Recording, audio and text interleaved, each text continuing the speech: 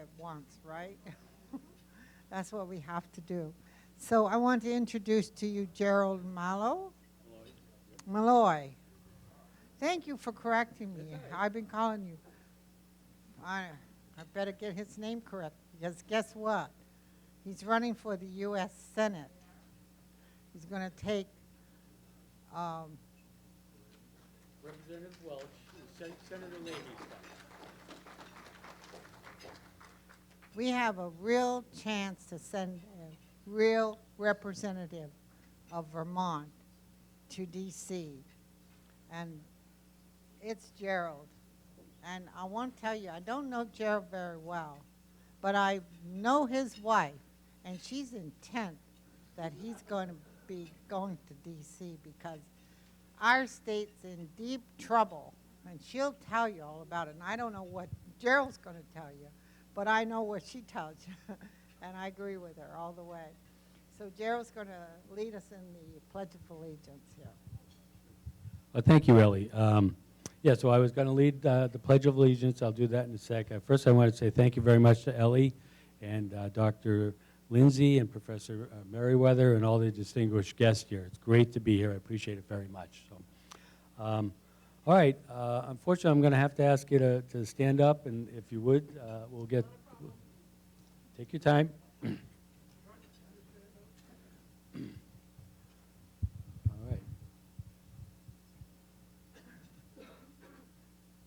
Here we go. Ready?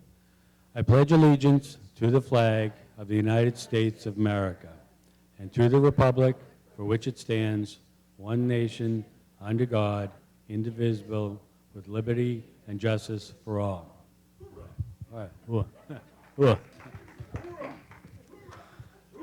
All right. So please keep eating, and I did want to say a few words. First, you might have seen my bio. And I wanted to talk a little bit about that because in my bio it says deeply concerned, and I wanted to tell you that's an understatement. I think the Democrat Party has failed our nation, and what I think our country needs to do is have a unified. You okay? Oh, sure. Sure. This one okay? Yep.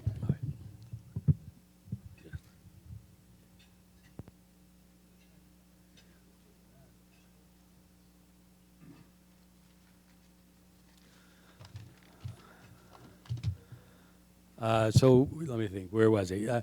I think we need a unified Republican effort to take the great big beautiful ship that's the United States and turn it around and get back on track. And when I say that, I'm talking about back to abiding by the Constitution of the United States, back to actually promoting the opportunity for economic prosperity for every American, and back to ensuring the defense, security, and order of our country.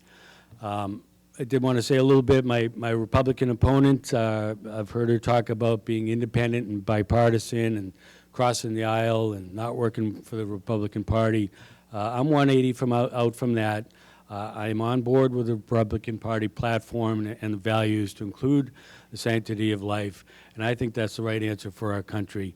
I did want to talk a little bit about the Constitution specifically. I think that might be the biggest problem. It's my top priority to stop all the unconstitutional mandates, initiatives, executive orders that we've been seeing lately. So Ellie asked me to talk a little bit about the pledge, and so I was kind of familiar with the background of our Pledge of Allegiance, but I did a little bit of research, and I wanted to talk about President Eisenhower. And what President Eisenhower, a fellow West Point graduate, did way back in June 14th of 1954 was he initiated the bill to add under God into our Pledge of Allegiance. And I want to say thank you, President Eisenhower, for doing that.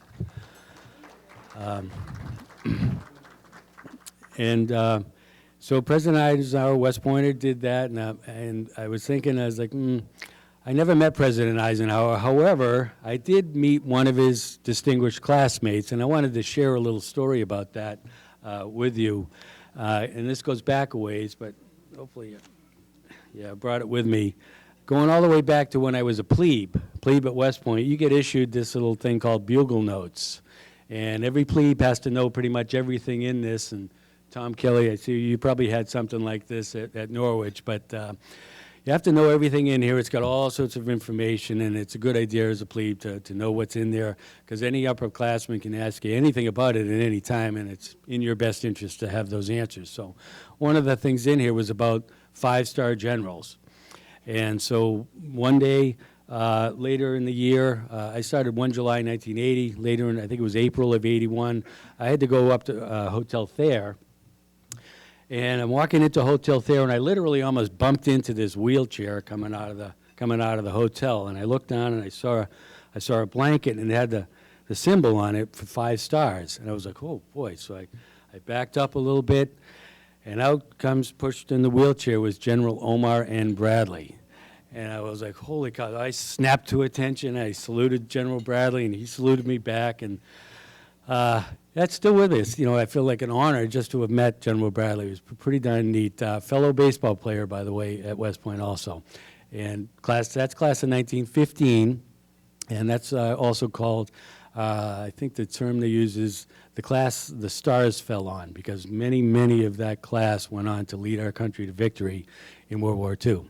So going back to President Eisenhower, I brought my notes up here because he made a statement when he made that announcement on June 14th, which is Flag Day. It's also the Army's birthday. But he made a statement, and I read it, and I was like, wow, that is moving, and it's relative. So I'm going to take the time to actually read part of his statement from 68 years ago. Especially is this meaningful as we regard today's world. Over the globe, mankind has been cruelly torn by the violence and brutality and, by the millions, deadened in mind and soul by a materialistic philosophy of life. Man everywhere is appalled by the prospect of atomic war. In this somber setting, this law and its effects today have a profound meaning. In this way, we are reaffirming the transcendence of religious faith in America's heritage and future. In this way, we shall constantly strengthen those spiritual weapons which forever will be our country's most powerful resource in peace and war. I wanted to read that because I found it very powerful, and I wanted to say, unfortunately, thinking about that, that's right where the Democrat Party has led us to, right in that same situation right now. So and that's why I'm running. I also wanted to talk, going back to the flag and Constitution, I remember my father imbuing, as a parent, his values on me, and part of that was to respect the flag and stand up for the flag. And I've done the same thing with my 4 children. You're going to respect the flag, you're going to stand up for the flag. And I remember a few years ago, as my son came into the kitchen, my middle son, Nolan, and he could see I was upset. And he's like, Dad, what's the matter? And I said, I'm just watching this NFL football game, and I'm watching these guys kneeling during the national anthem, and it's making me upset. And we talked about it a little bit, and I said, Nolan, I'm going to tell you something. I want you to remember this, that the reason you have freedoms, the freedoms you have is because of that flag, and those are the freedoms that many, many Americans, thousands and thousands and thousands of Americans have made sacrifices so you can, representing that flag and defending those freedoms. And please don't ever forget that. So I guess kind of to close up, and I think we'll probably hear some more comments about this during the day, I see now, initiatives that are trying to take away rights of parents, and I'm a parent, and I see even Prop 5 in Article 22. You look at that and we're like, where are my parents' rights going? And I wonder, are we heading towards the day when a parent can't even tell their own child to stand for the flag? Not on my watch. Thank you very much. May the 14th star shine bright. May God bless America.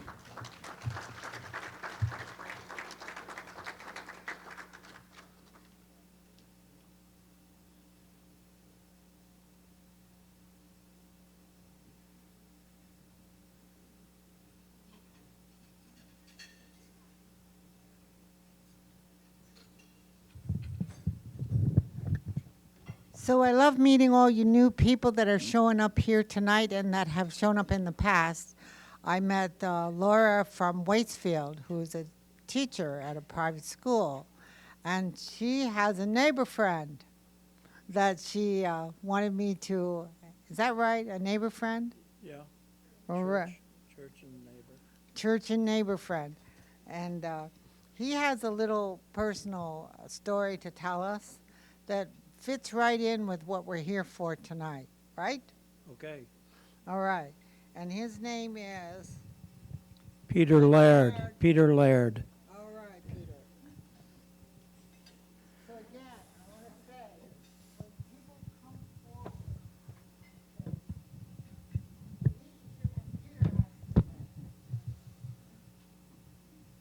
Okay, so my name is Peter Laird. I'm up here from Cape Cod with my wife.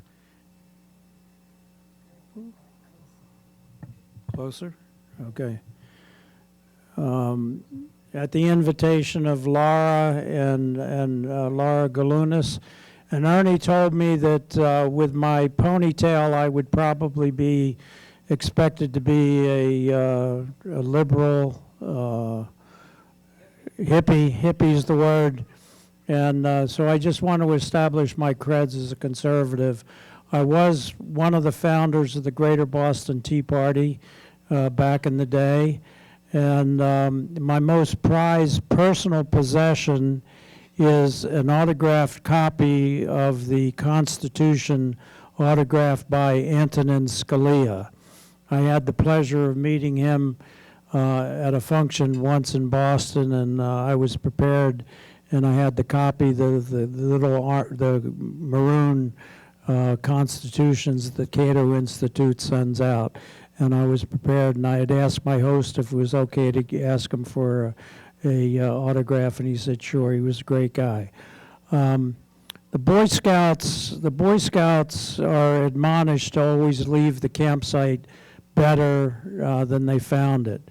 I'm afraid in this country today we're doing a pretty poor job in leaving the country for the next generation better than we found it. And it seems like things are rapidly swirling downhill.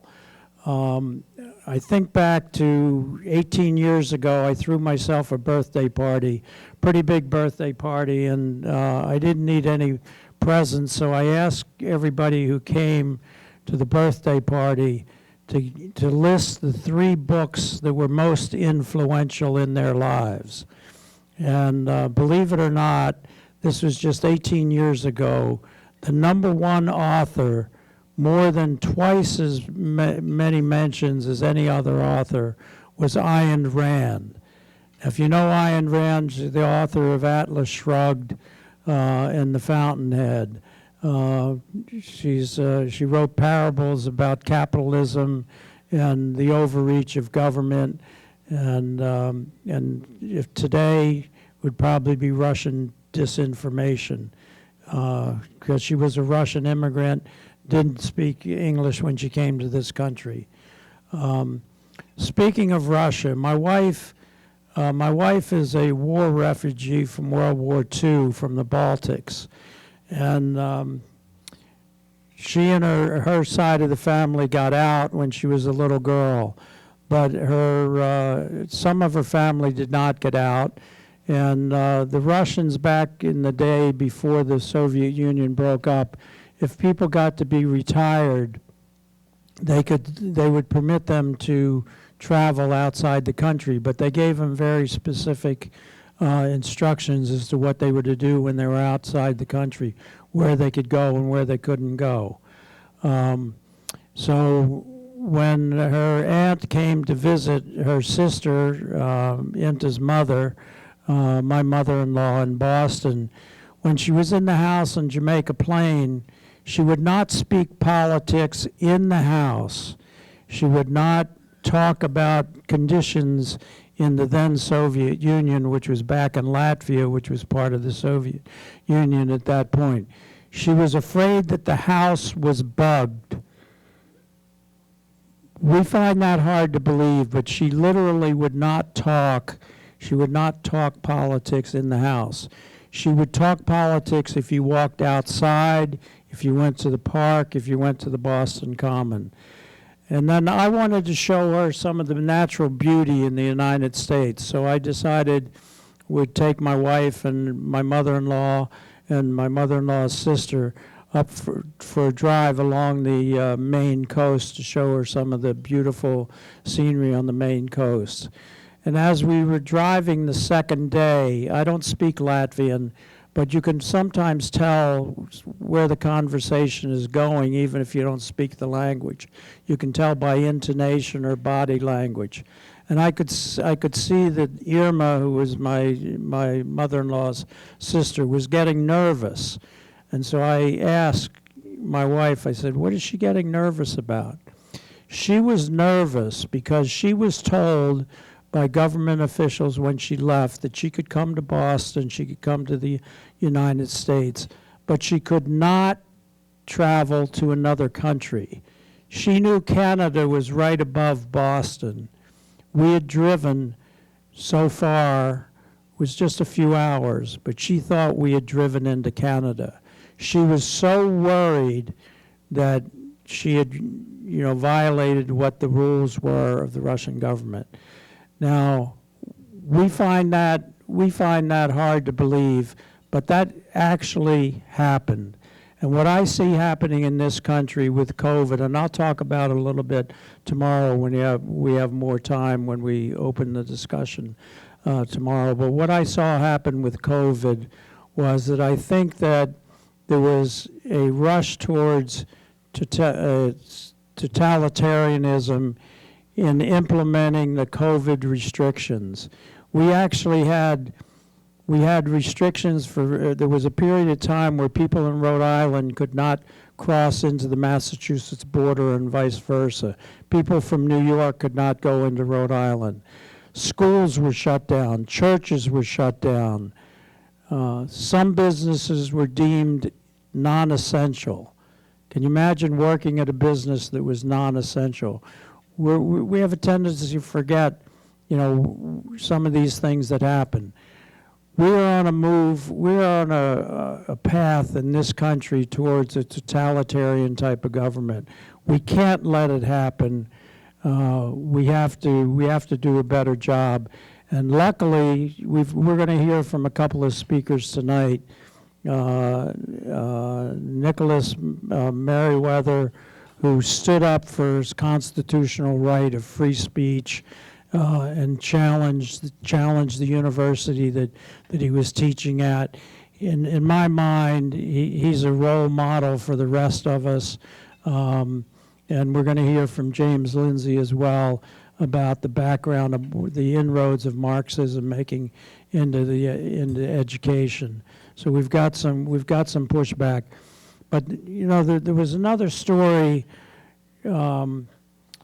with how many people did the movie 2000 Mules play up here? Did anybody go see it? Okay. Saw it online. Okay. So I happened to meet Catherine Engelbrecht when in the early Tea Party days down in Washington. I happened to meet her, and then about 18 months later, I was in the locker room, and on TV, I saw she was testifying before Congress. She and her husband had a small machine shop in Houston, Texas. She founded a Tea Party in Houston, Texas, and her husband's business had never been audited by anybody in the federal government. After she founded the Tea Party in Houston, she was visited by the tobacco and people. She was IRS came and did an audit, and OSHA did an audit. So she fought back and established True the Vote, which is the biggest voter integrity organization in the United States.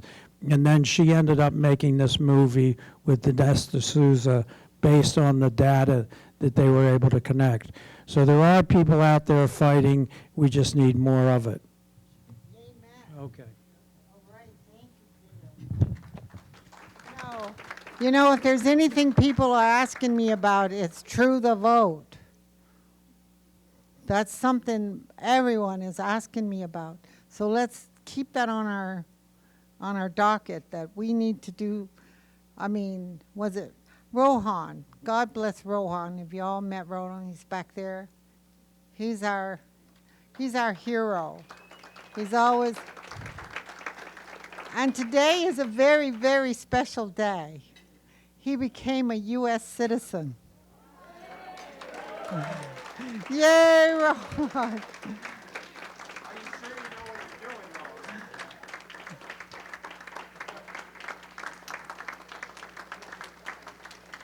He's always with us.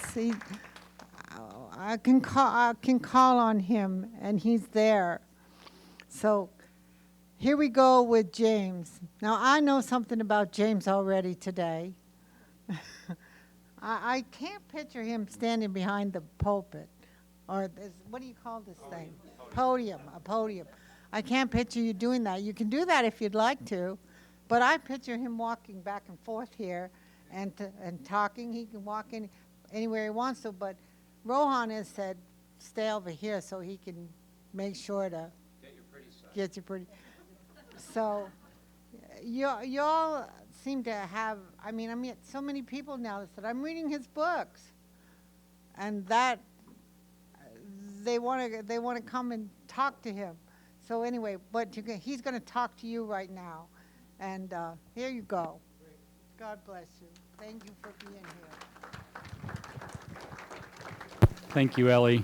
Thank you, all of you here in Vermont. I might stand behind this because I want to keep an eye on the time, because if I don't, I'll talk for 2 hours and then everybody will be extra happy with me. I'll keep an eye out for your hand. Who knows? Maybe I'll walk around a little bit. I'll try to keep my remarks a little bit brief. I am actually, it's surprising, I came up here to Vermont, cobalt blue Vermont, and I thought, well, I'm okay. We'll see how that goes. And, through the course of the day today, I have been rebuked in this attitude, and I have heard that, having this kind of negative attitude that there's no hope here in Vermont is the wrong way to think. And I've heard stories already that give me hope, even about cobalt blue Vermont. I hear about the old Republican bones and the farmers that just don't realize what's going on and how necessary it is for them to get out and vote. I hear about school boards, school superintendents being challenged and sued and things flipping over, Black Lives Matter flags being taken down where they had been flown illegally. I talked to Rowan earlier over lunch. He tells me he's a U.S. citizen as of today, and he gets into this he's a very modest man as far as I can tell. He starts this very passionate thing with me, and he says, I just have to vote. I have to vote. My vote has to count. And that's the American spirit here in Vermont. And I kind of go all over the country. I talk in red states, I talk in purple states, I've talked in California, and I've talked in Vermont. As far as blue states goes, they don't usually invite me. But I'm excited because there is a real energy here. There are real people here, and it's not the plastic, fake narrative that the media feeds, although maybe a lot of your friends in Burlington believe that, and maybe here also. And how am I supposed to pronounce the name of this place? I think it was Mount Peculiar is what I was told earlier today is the correct pronunciation. But I'm not 100% sure if that's pronouncing it correctly. So I'm excited to be here. I don't want any of you to lose hope, even in Vermont. I certainly don't want you to lose hope in the United States. But I do want you to understand that we are at a crucial moment. This is a moment where we do have to stand up. We do have to take action. We do have to say what we think. We do have to put all hands on deck and defend the Republic. It's been repeated a few times throughout where I've been today already that very famously, after they drafted and signed the Constitution, that Benjamin Franklin came out of the room and was asked, what kind of government did you give us, sir? And he replied, a republic, if you can keep it, madam. So this is a responsibility upon all of us to keep the republic that we have inherited. As we just heard, we have to leave the campsite and the country better than we found it. And so far, we've been asleep at the wheel. And so far, we have sleepwalked ourselves into a very perilous moment in American history, perhaps the most perilous moment. Of course, what I'm going to talk to you about is Marxism, because the name for the thing that's happening to America in brand new clothes is Marxism. The thing that is happening all around you is Marxism. Now, I apologize to the people who came and heard me around lunchtime because I'm going to say much of the same stuff. It's not that complicated, but it bears repeating. We are being taken over by Marxism for a very simple reason. You'll hear the critical race theory types talk about our education system in absolutely furious tones and say we have whitewashed education. We don't teach the true history of race. We have whitewashed education, whitewashed education, whitewashed education. And it's a lie. We have redwashed education. And we have had redwashed education since the Marxists took over the colleges of education in this country in 1985. They have systematically, how many of you grew up learning everything there is to know about Nazis and about fascists and how evil they are? How many books did you have to read? The Tin Ring. Maybe you read The Tin Ring. Maybe you read Night. Maybe you read Man's Search for Meaning. Maybe you read any number of stories about the Holocaust. And I'm glad we did. We should be vigilant to that kind of evil. We should be ready to prevent that kind of evil. We should stand against that kind of evil in this country. And how many of you grew up hearing about the Holodomor? How many of you have never heard that word before tonight? The Holodomor. We're about to have that here. We are on the precipice of the American Holodomor. The Holodomor was when Stalin starved the Ukrainians. Somewhere between 3 and 9 million of them starved to death. Stalin sent his thugs into Ukraine and killed pets because people might end up eating them and it might lessen the famine. This was covered up by Stalin's cronies at the New York Times, a man by the name of Walter Duranty. The story came out, there's a very fascinating film if you haven't seen it. It came out in 2019. You haven't seen probably too many movies about communism since the 80s when they stopped making them in Hollywood. But a very interesting film came out in 2019 called Mr. Jones. A British journalist by the name of Gareth Jones, who paid for this with his life in the end, went to Ukraine during the Holodomor, and he wrote an article saying that the communists were systematically starving the Ukrainians.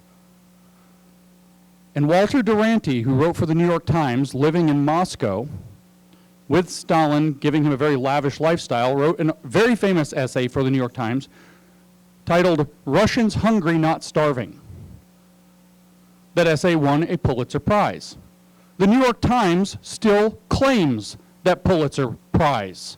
They are still proud of the fact that Stalin's man working for their paper worked at the New York Times and won a Pulitzer for them, despite it being a genocide in order to advance the revolution, accelerate the contradictions, comrade, make them miserable, make them realize how evil and awful their capitalist ways have been, so that they will crave the revolution or at least be too weak to fight back against it. And now we face rampant inflation in this country. We're running out of baby formula, apparently, which we are somewhat ironically sending to Ukraine and Mexico. We are seeing food processing plants around the country mysteriously catch on fire at unbelievable rates, and our president has come out, if we can call him that, on television and advised us that we are probably going to have massive food shortages later this year. We have a massive fertilizer shortage that's starving our farms. We have a massive diesel fuel expense problem that's going to make it extraordinarily expensive to produce food. Will the New York Times publish this Christmas, "Americans Hungry, Not Starving"? And will they get a Pulitzer for it? This is the moment in history that we live in. This is the moment in history that we occupy. This is the moment in history that, whether you like it or not, we have to answer. And so it takes everybody to resist this evil, because this is unadulterated evil. So it's very simple to characterize Marxism because it's a childish theory of how society works. It's in fact a petulant child's theory of how society works. It is an angry, self-absorbed, narcissistic, entitled brat's theory of how society works. And I am talking about Karl Marx, an entitled, petulant, angry, spoiled brat who thought everybody should pay for everything for him so he could continue to write about capital. Meanwhile, one of the most prominent women in his life, and I don't remember if it was his mother, his mother-in-law, or his wife, said, Carl writes an awful lot about capital. It'd be nice if he earned some. But he didn't. He mooched. It is a moocher's philosophy. And so where you go from this moocher's philosophy in Marxism, what you do is you believe, wow, there's this special kind of property that people like me really want, and I can't have it, because other people have it. So what we're going to do is write a confession of communist faith that we'll title the Communist Manifesto so people don't realize that it is indeed, John, a theology. Marxism is a theology, not a philosophy, not a social theory. It is a theology for the most petulant religion this planet has ever produced. And you write a theology that says, well, some people get that stuff and I don't get this stuff, so they must have created a broad, sweeping ideological story for why they get it and I don't, and why I actually deserve it. So you create a conflict between the people you perceive as the haves and the people who you perceive as the have-nots. You pretend to identify yourself with the have-nots and hold them up as though you're on their side, but in fact you're not, because the Ukrainians really were starving. And Walter Duranty and Stalin were not starving. They were hoarding it all for themselves, lavish parties every night. You create this model that there's a special form of property in society. This is Marxism in the general. This special form of property is reserved by the people who have it, and they create a mythology called an ideology to justify why they get it and nobody else gets it. You exclude everybody else from it by structuring society, by creating a system of society around the ideology, and you oppress people by keeping them out of that special form of property such that they are alienated, estranged, whatever negative word you want to attach to it, by the very working of society. It's not necessarily that anybody in particular is bad, it's that the system itself is rotten. And so you have to raise up a consciousness, a class consciousness in the oppressed, and as many of the well-off as you can, through guilting them, shaming them, telling them that they should care about the downtrodden, the working class, and you awaken in them a proletariat consciousness that teaches them that they, by joining together in solidarity, have a unique opportunity to move history forward into a better world by overthrowing the existing system, seizing the means of production, establishing a dictatorship of the awakened conscious proletariat, and ushering it through socialism and eventually into communism when everybody has been changed at a fundamental level. Herbert Marcuse, the leading Marxist of the 60s, said a biological level, to need socialism, to be unable to function without socialism. At which point the state, he says, which is a dictatorship, will wither away because it doesn't need to have power anymore. But it turns out they never do. They never do. It's so funny that he's just full of shit. He's completely wrong about virtually everything. So this is communism in the extreme general. If we read the Communist Manifesto, Chapter 2, he says communism can be summarized in a single sentence, which turns out not to be a sentence. It is, I want to make sure I say it right because I turn it into a sentence in my head. It is abolition of private property. In the same paragraph in that passage, he explains not all property is the kind you have to abolish. Specifically, you abolish bourgeois private property, which he called capital.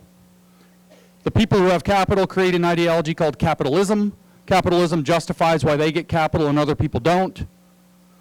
They structure society through systemic classism or structural classism that promotes and protects their advantage even if they don't know it, even if they don't realize it. It's a vast conspiracy theory that the haves structure society so they get to keep being haves through everything, through the idea of education, through the idea of hard work, through the idea of merit, through the idea of community, through the idea of religion. Everything that they've deployed, every sociological feature is actually a lie that they've created to tell themselves so they feel better about being on top of society and keeping everybody else out of the top of society.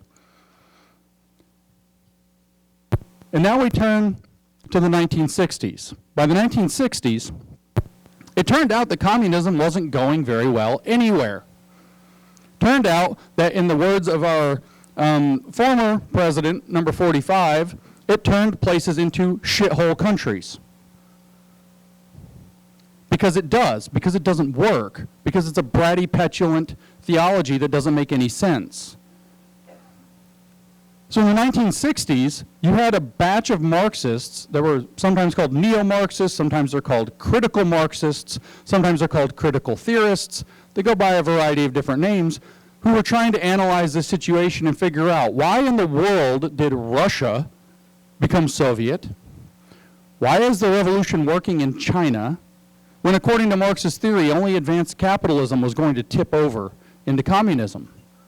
It wasn't going to be these agrarian, peasant-based societies. What is going on? And they're trying to find an answer to this, and they look around and they're like, holy crap. They don't quite say holy crap, but in their own words, they do say capitalism, advanced capitalism delivers the goods. It allows people to build a better life. Max Horkheimer, one of these fellas, explicitly said in 1969 in an interview, Marx believed that capitalism would eventually immiserate the workers, but we have discovered that it does not immiserate the workers, but in fact allows them the opportunity to build a better life. His associate in that same year, Herbert Marcuse, wrote in his essay on liberation from 1969, advanced capitalism, in his own words, delivers the goods.